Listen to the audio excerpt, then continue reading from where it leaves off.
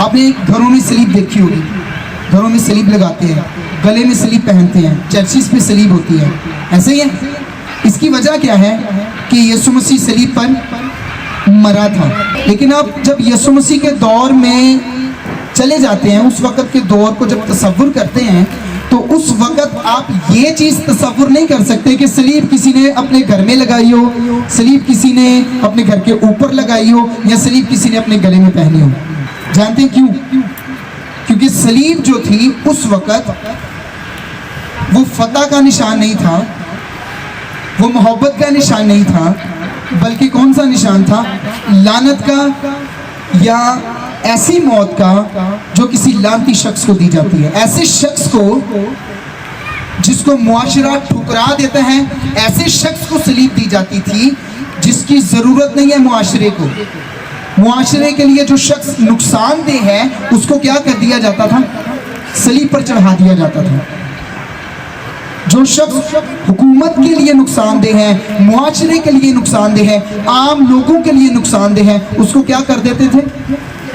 مثال کے طور پہ ایک شخص قاتل ہے، اس دور میں ایک شخص قاتل ہے جو قتل کرتا رہتا ہے، ایسے شخص کے لیے کیا سزا ہوا کرتی تھی اس وقت کہ اس کو کیا کر دیا جائے؟ سلیب پر چڑھا دیا جائے۔ کیوں سلیب پر چڑھا دیا جائے؟ کیونکہ یہ شخص معاشرے کے لیے کیا ہے؟ خطرہ ہے، یہ لوگوں کو مار رہا ہے، لوگوں کو نقصان پہنچا رہا ہے، اس لیے اس کو کیا کر دیا جاتا تھا؟ اب یسوع مسیح کی سلیب کے ساتھ آپ کو دو اور سلیبیں نظر آتی ہیں، دائیں اور بائیں۔ کن کی سلیبیں تھیں؟ ڈاکوؤں کی۔ اب وہ دونوں جو سلیب پر تھے، کیا وہ ٹھیک سزا بھگت رہے تھے؟ انہوں نے کیا کیا تھا؟ جرم کیا تھا، اور ایسا جرم جس کی سزا کیا تھی؟ سلیب۔ اس وقت کے قانون کے مطابق ان کو کیا دی گئی؟ لیکن یسوع مسیح کو جب سلیب پر لٹکایا گیا، کیا یسوع مسیح نے ایسا کوئی گناہ کیا تھا کہ اس کو سلیب پر لٹکایا جائے؟ کوئی ایسا گناہ کیا تھا، کوئی ایسی خطا کی تھی کہ جس سے یسوع مسیح کی وجہ سے معاشرے کو نقصان پہنچے؟ کیا مردوں کو زندہ کرنا معاشرے کو نقصان پہنچانا ہے؟ کوڑی کو پاک صاف کرنا معاشرے کو نقصان پہنچانا ہے؟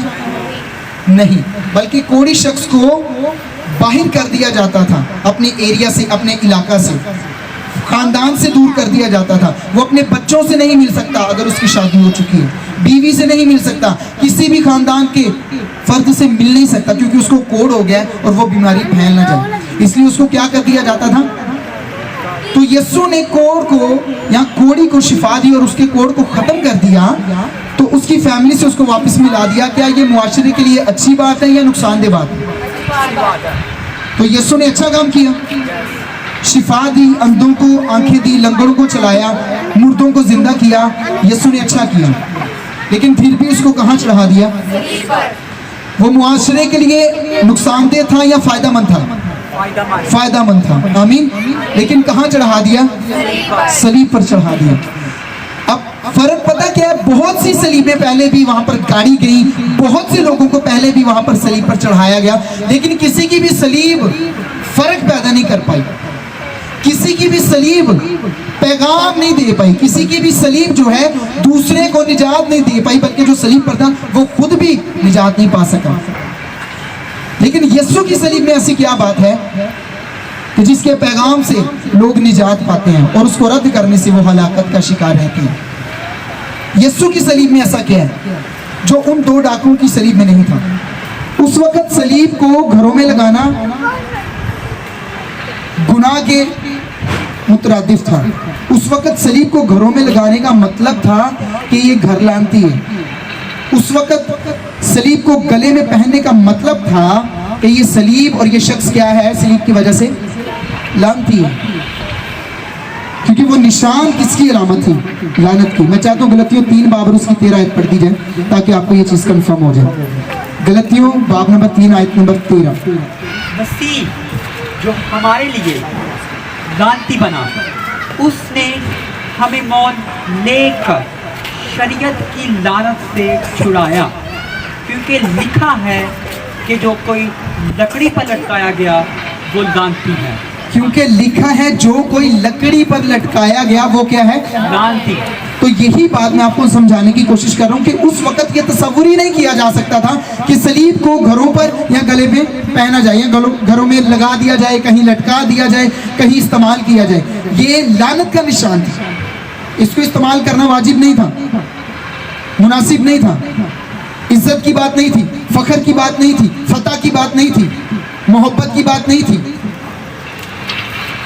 معاشرے میں ٹھکرایا ہوا، رد کیا ہوا ذلیل قسم کا جو نشان اگر آپ اس دور میں دیکھتے ہیں تو وہ کیا تھی؟ صلیب تھی۔ اور یہی بات ہمارے بارے میں بھی لکھی ہے کہ جن کو زمانے نے ٹھکرا دیا ان کو، یعنی ان بے وجودوں کو، بے وقوفوں کو خدا نے چن لیا۔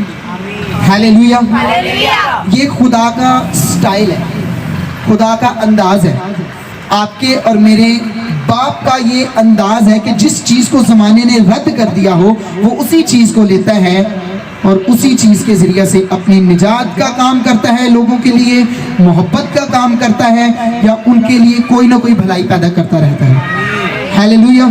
یہی چیز میں آپ سے کہہ رہا تھا کہ ہم سمجھتے ہیں کوئی نہ کوئی کمزوری ہے، تو آپ کو نہیں پتا کہ آپ کے اندر جو کمزوری ہے اسی کمزوری کو استعمال کر کے خدا آپ کے لیے کون سی بھلائی پیدا کرنے والا ہے۔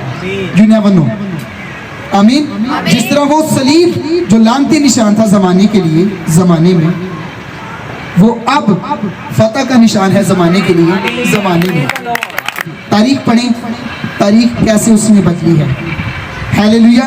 اس نشان کو رد سے کیسے اس نے ایسا نشان بنایا ہے جس کے پیغام کو سن کر لوگ بچتے ہیں، نجات پاتے ہیں۔ ہیلیلویا۔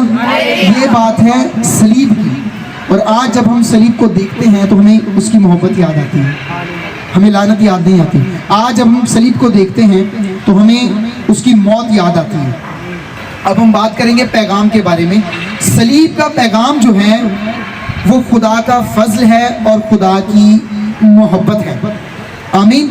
اس کے لیے ایک حوالہ، سادہ سا حوالہ جو آپ نے کبھی غور نہیں کیا ہوگا، یوحنا 3:16 میں لکھا ہے، کیونکہ خدا نے دنیا سے ایسی محبت رکھی، کیا رکھی؟ اب خدا نے دنیا سے ایسی محبت رکھی۔ سوال، کیسی محبت رکھی؟ میں پوچھوں گا کیسی محبت رکھی؟ تو ایسی محبت رکھی حنان بھائی، ایسی محبت کہ اس نے اپنا اکلوتا بیٹا بخش دیا۔ کس لیے بخش دیا؟ تاکہ جائے زمین پر جائے اور دنیا جو ہے پھولوں سے اس کا سواگت کرے، بادشاہ کی طرح اس کو زمین پر رکھے۔ ایک محل ہو یسوع مسیح کا، ایک پلنگ ہو یسوع مسیح کا، جب یسوع مسیح چلے تو لوگ پھول پھینکے اس کے پاؤں کے نیچے، اور یسوع مسیح ایسے چلے۔ اس لیے بخش دیا یا کس لیے بخش دیا؟ جی، کس لیے بخش دیا بیٹا؟ قربان ہونے کے لیے۔ آمین۔ محبت ہے خدا کی ہے۔ خدا نے دنیا سے ایسی محبت، کیسی محبت کی؟ اس نے اپنا اکلوتا بیٹا قربان ہونے کے لیے بخش دیا، تاکہ جو کوئی اس پر، اب اس پر کس پر؟ یسوع پر۔ لیکن کون سے یسوع پر؟ جو صلیب پر قربان ہوا۔ تو یہاں پر آپ کو صلیب نظر آتی ہے کہ نہیں آتی اس آیت میں؟ تو جو صلیب پر قربان ہوئے یسوع پر ایمان لائے گا وہ کیا ہوگا؟ ہلاکت سے بچ جائے گا اور ہمیشہ کی زندگی پائے گا۔ ہاللیلویا۔ یہ پیغام ہے۔ پیغام پرانے عہد کا یہ تھا کہ بار بار قربانیاں کرو اور بار بار معافی حاصل کرو، بار بار قربانیاں کرو اور بار بار برکت کے لائق بنو، بار بار قربانیاں کرو اور خدا کے نزدیک آنے کا حق پاؤ، بار بار قربانیاں کرو تو خدا تم پر خوش ہوگا، تم پر سزا نہیں آئے گی، تم پر بیماری نہیں آئے گی، موت کا تم پر اختیار نہیں ہوگا۔ لیکن یہ کتنی دیر کے لیے تھا؟ 1 سال کے لیے۔ یہ پرانے عہد کی بات کر رہا ہوں جب وہ قربانیاں کیا کرتے تھے۔ یسوع جب آیا، اب کتنے لوگ جانتے ہیں کہ یسوع خدا ہے؟ یسوع کیا ہے؟ مجھے بتائیے، یسوع کیا ہے؟ یسوع کیا ہے؟ اب خدا ٹائم میں رہتا ہے یا ٹائم سے باہر رہتا ہے؟ کیا وہ خدا کو ٹائم میں لمیٹڈ کر سکتے ہیں، محدود کر سکتے ہیں؟ نہیں کر سکتے۔ ایک حوالہ میں چاہتا ہوں پڑھ لیتے ہیں کیونکہ یہ تھوڑی سی مشکل بات ہے سمجھنے کے لیے۔ پہلا کرنتھیوں ہوگا آئی تھنک 5:21۔ یہ حوالہ غور سے سنیے گا کیونکہ اس میں میں آپ کو ایکسپلین کرنے والا ہوں کہ پرانے عہد نامہ میں جو قربانیاں ہوا کرتی تھی وہ صرف 1 سال معافی دیتی تھی، لیکن جو یسوع نے قربانی دی وہ کتنے گناہوں کی معافی دیتی ہیں۔ کیا پیغام ہے صلیب کا اصل میں؟ जो गुनाह से वाकिफ ना था, उसी को उसने हमारे वास्ते गुनाह ठहराया। जो गुनाह से वाकिफ ना था उसी को उसने हमारे वास्ते क्या ठहराया? गुनाह। अब सवाल, गुनाह से वाकिफ कौन नहीं था? यीशु। अब लिखा है कि यीशु गुनाह से वाकिफ नहीं था, लेकिन यीशु को हमारे वास्ते उसने, किसने? किसने? यीशु को हमारे वास्ते खुदा ने क्या ठहरा दिया? क्या ठहरा दिया? दूसरे लफ्जों में खुदा ने हमारे गुनाह यीशु मसीह पर गुनाह ठहराने का मतलब है कि खुदा ने हमारे गुनाह किस पर लाद दिए? यीशु पर लाद दिए। जी, ताकि हम उसमें होकर खुदा की रास्तबाजी हो जाए। ताकि हम उसमें होकर, किसमें? यीशु मसीह में। गुनाह किसको बनाया गया? किसने बनाया? किसके वास्ते? ताकि हम उसमें यानी यीशु में होकर खुदा की रास्तबाजी हो जाए। हालेलुया। किसकी रास्तबाजी हो जाए? खुदा की रास्तबाजी हो जाए। अब गुनाह किसने लादे थे? अब खुदा टाइम के अंदर था या टाइम के बाहर था? मैं इसलिए ये चीज़ एक्सप्लेन कर रहा हूँ क्योंकि कोई सोचेगा, या अगर कोई सुन रहा है मेरी आवाज़ को, वो सोचेगा लो जी यीशु तो इंसान बन के आया था, यीशु तो सोता था, खाता भी था, पीता भी था, तो वो तो टाइम के अंदर जी रहा था ना, जैसे हम जीते हैं, वो महदूद वक्त के अंदर जी रहा था। तो यीशु हमारे सारे गुनाहों की कुर्बानी कैसे दे सकता है? क्योंकि वो तो टाइम के अंदर था, टाइम जोन के अंदर था। लेकिन जो बाबरकत बात है वो ये है कि गुनाह यीशु को किसने ठहराया? खुदा ने। हालेलुया। और खुदा टाइम जोन से बाहर होता है। दिन रात कौन सा साल चल रहा है, सोना उठना बैठना खाना पीना, इन चीज़ों से खुदा को फर्क, क्योंकि वो टाइम जोन से क्या है? बाहर है। वो वक्त जो है वो खुदा को महदूद, इसीलिए खुदा ने अपने बेटे को भेजा इंसान बनाकर, ताकि वो वक्त में महदूद हो सके। हालेलुया। जब खुदा ने ज़मीन व आसमान को बनाया, इब्तिदा में सब कुछ बनाया, तो क्या खुदा वक्त के अंदर रहकर सब कुछ बना रहा था या वक्त से बाहर था? जब लिखा है कि इब्तिदा में खुदा ने ज़मीन व आसमान को, इस इब्तिदा जो है लफ्ज़ ये टाइम को, वक्त को शो करता है। किसको शो करता है? इसका मतलब पहले खुदा ने वक्त को बनाया, फिर उस वक्त के अंदर सारी चीज़ों को बनाया, तो खुदा वक्त से बाहर था। यही वजह है, अब सुनिए जो मैं बात कहना चाह रहा हूँ, चूँकि खुदा टाइम जोन के अंदर नहीं रहता, इसका मतलब है खुदा हमारे माजी में भी जा सकता है, जो वक्त हमने गुजारा हो उसमें भी जा सकता है, खुदा हमारे मौजूदा वक्त में भी आ सकता है, और खुदा हमारे फ्यूचर में भी जा सकता है। आमीन। खुदा टाइम जोन के अंदर नहीं रहता या नहीं काम करता, इसका मतलब है कि खुदा हमारे माजी में जा सकता है, हमारे हाल में आ सकता है, और हमारे मुस्तकबिल में भी जा सकता है। ऐसा है कि नहीं है? खुदा ऐसा कर सकता है। यही वजह है कि खुदा ने गुनाहों को खुद यीशु पर लाद दिया, खुद यीशु को गुनाह ठहरा दिया। हालेलुया। हालेलुया। इसका मतलब है फिर खुदा ने कितने गुनाहों को लादा होगा यीशु मसीह पर? सवाल, अगर खुदा माजी में भी जा सकता है, हाल से भी वाकिफ है, और फ्यूचर में भी जा सकता है, तो यीशु मसीह पर जो खुदा ने गुनाह लादे, या यीशु मसीह को जब गुनाह ठहराया, तो कितने गुनाह लादे हमारे? सारे से मुराद कितने?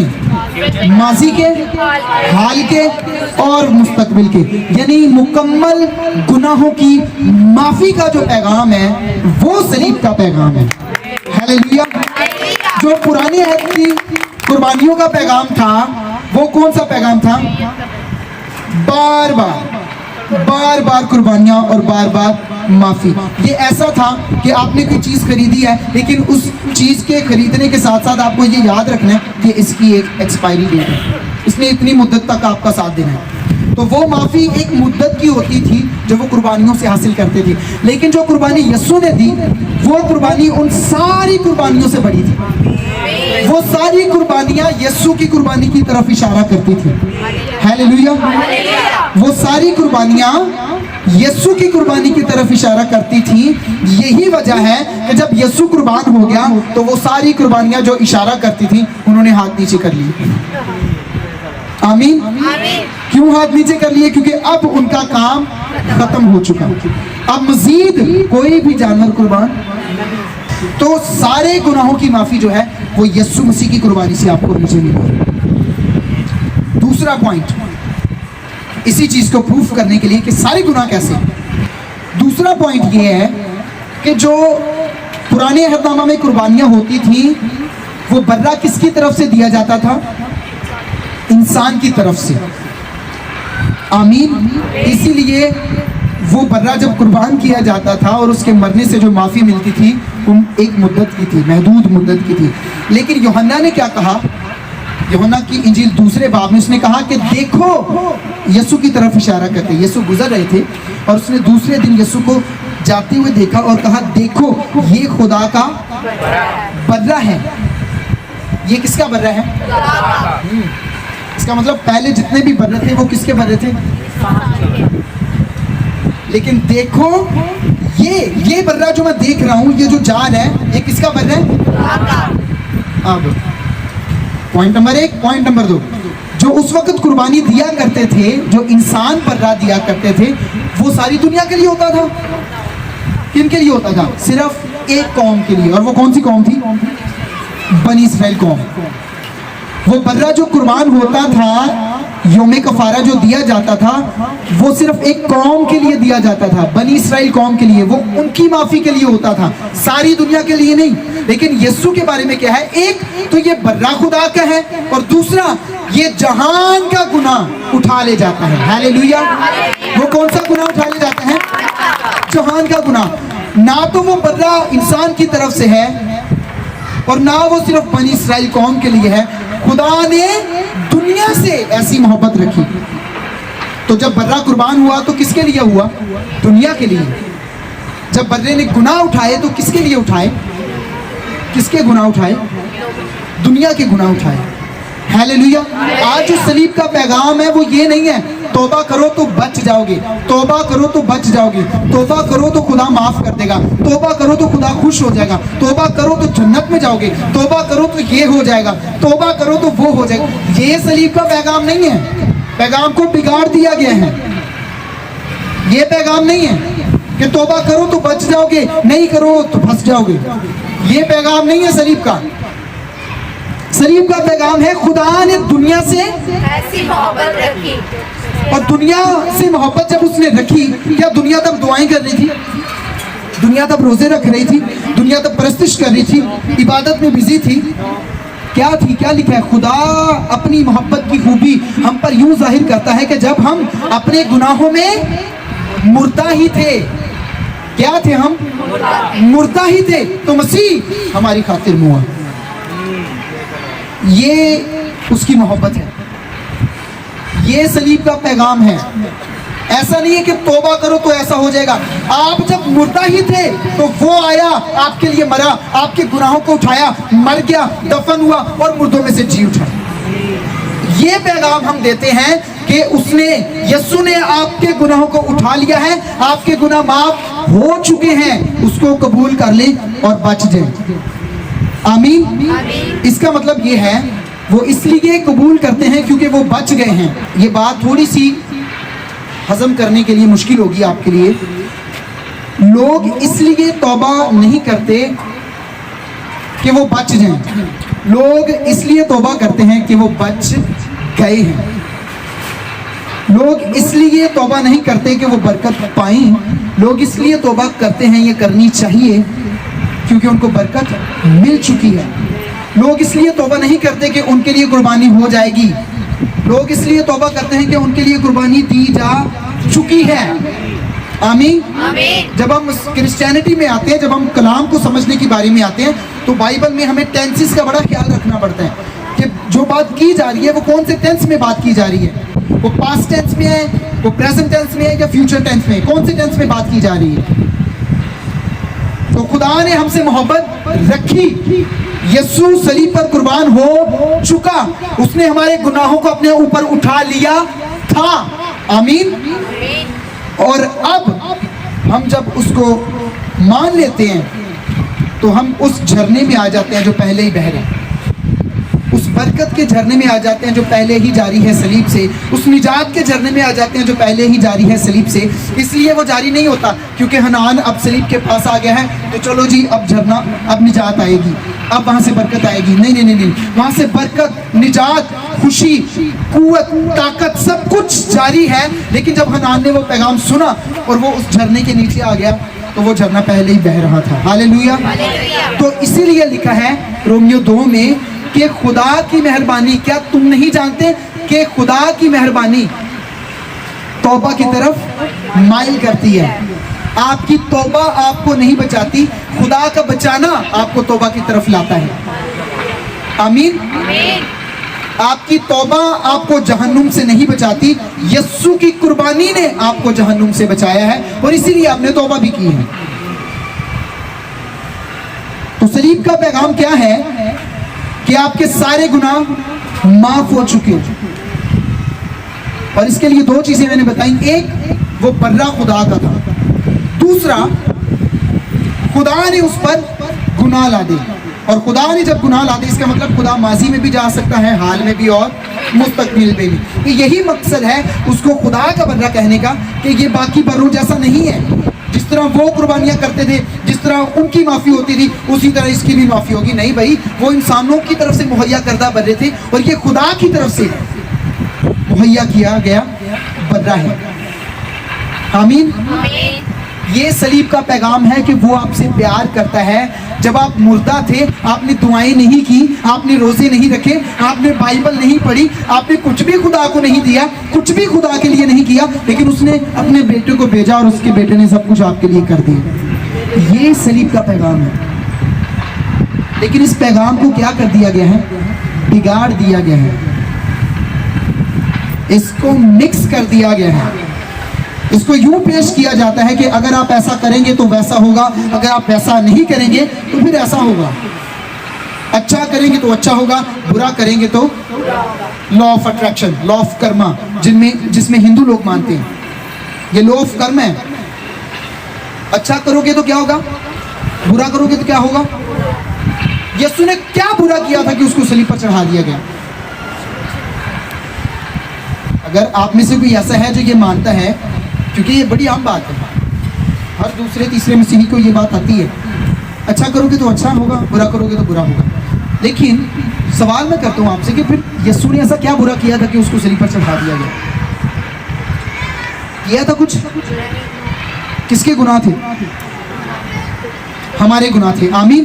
بالکل اسی طرح یسوع نے وہ لیا جس کے وہ قابل نہیں تھا، ہم وہ یسوع سے حاصل کرتے ہیں جس کے ہم قابل نہیں ہیں، یعنی ہم نجات کے قابل نہیں تھے لیکن اس کے فضل سے ہمیں ملی ہے، ہم برکت کے قابل نہیں ہیں لیکن اس کے فضل سے، اس کی قربانی سے، اس کی موت سے ہمیں برکت ملی ہے۔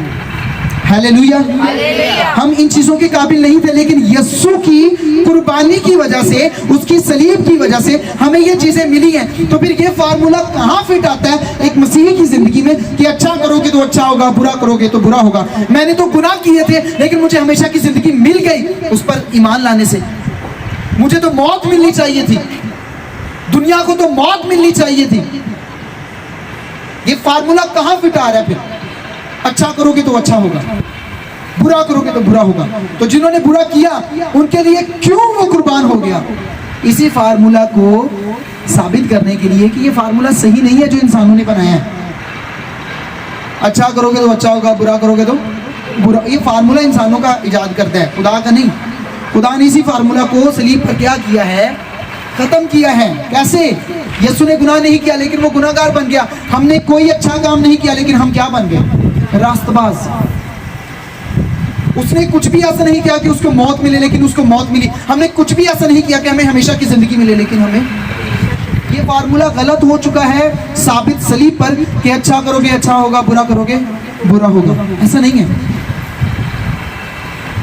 ہاللیلویا۔ آپ جب برا کرتے بھی ہیں پھر بھی وہ آپ سے پیار کرتا ہے، کیونکہ جب آپ نے بہت برا کیا تھا وہ قربان ہو گیا تھا۔ جب آپ گناہوں میں مردہ تھے آپ اور میں، تو وہ قربان ہو گیا آپ کے لیے۔ آج جب اس کے بچے ہیں تو تصور کر سکتے ہیں کیا وہ آپ سے دور ہوگا؟ آپ پر غصہ ہوگا کبھی نہیں. ہیلیلویا. تو صلیب کا پیغام کیا ہے کہ میرے کتنے گناہ معاف ہیں؟ کتنے سے سارے گناہ معاف ہیں. اور یہی خوشخبری ہے, گڈ نیوز ہے, گاسپل ہے, گریس ہے. گڈ نیوز کہتے ہیں ایسی خوشخبری جو جس کو سننے کی حالت میں نہیں ہے آپ. یعنی اگر کوئی بھوکا ہے تو اس کے لیے خوشخبری کیا ہے؟ کھانا. اگر کوئی پیاسا ہے تو اس کے لیے خوشخبری کیا ہے؟ اگر کوئی مردہ ہے تو اس کے لیے خوشخبری کیا ہے؟ زندگی. آمین. پہلا کرنتھیوں باب نمبر 1 آیت نمبر 18. کیونکہ صلیب کا پیغام ہلاک ہونے والوں کے نزدیک تو بے وقوفی ہے, مگر ہم نجات پانے والوں کے نزدیک خدا کی قدرت ہے. آمین. کس کا پیغام؟ صلیب کا پیغام. اب جو ہم سنتے ہیں زیادہ تر عبادات میں, انفارچونیٹلی چرچز میں یا ٹی وی پر, زیادہ تر, میں سب کی بات نہیں کر رہا, زیادہ تر جو ہم سنتے ہیں وہ صلیب کا پیغام نہیں ہوتا. بتاؤں کیا ہوتا ہے؟ وہ ہر گھر کا پیغام ہوتا ہے. کیا ہوتا ہے؟ ہر گھر کا پیغام ہوتا ہے. فلاں بندے نے جی یہ کر دیا, فلاں بندے نے وہ کر دیا, وہ یہ کرتا ہے, وہ یہ کرتی ہے, وہ ایسا کرتا ہے, ایسا نہیں کرنا چاہیے, ویسا نہیں کرنا چاہیے. یہ صلیب کا پیغام ہے کیا؟ یہ صلیب کا پیغام ہے؟ کس کا پیغام ہے؟ ہر گھر کا پیغام. کہاں جا کر سنتے ہیں؟ ایک جگہ جہاں لوگ, جس کو لوگ چرچ کہتے ہیں. میں کسی کے بھی خلاف نہیں, کسی کی بھی بات نہیں کر رہا, تعلیم کی بات کر رہا ہوں. تعلیم کیا دی جاتی ہے؟ صلیب کا پیغام. ہیلیلویا. صلیب کا پیغام اس کی محبت کا پیغام ہے گناہ گاروں کے لیے. صلیب کا پیغام اس کے فضل کا پیغام ہے ان کے لیے جنہوں نے شریعت کو توڑا تھا یا توڑا ہے. صلیب کا پیغام مردوں کے لیے زندگی کا پیغام ہے. صلیب کا پیغام ناراض لوگوں کے لیے پیغام ہے کہ مفت میں آؤ اور راست بازی لو. تمہیں کوشش کرنے کی ضرورت نہیں ہے, تحفے کے طور پر لو, کیونکہ یسوع مرا ہے خریدنے کے لیے اس تحفے. ہیلیلویا. زندگی کیا ہے؟ ہمیشہ کی زندگی کیسے پائیں گے؟ ہم پاتے ہیں تحفے کے طور پہ, ایز اے گفٹ. اور گفٹ کے لیے ہم پے نہیں کرتے, بلکہ وہ شخص پے کرتا ہے, وہ شخص قیمت دیتا ہے جس نے آپ کو گفٹ دینا ہوتا ہے, اور وہ یسوع ہے. یسوع نے تحفے کی قیمت ادا کی ہے صلیب پر.